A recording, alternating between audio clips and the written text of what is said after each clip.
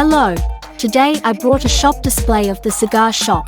The overall design of our store uses dark wood grain and gold embellishment to do the overall design.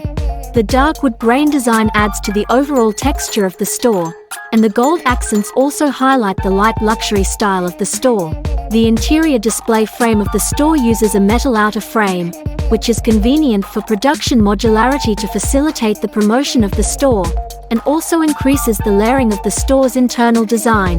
The interior of the store does not use large area lighting, but spotlights, so that guests will have a sense of atmosphere when entering the store, and the portrayal of the product by the spotlight also increases the texture of the product and enhances the customer's desire to buy.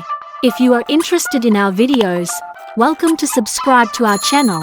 We will bring more design display and sharing.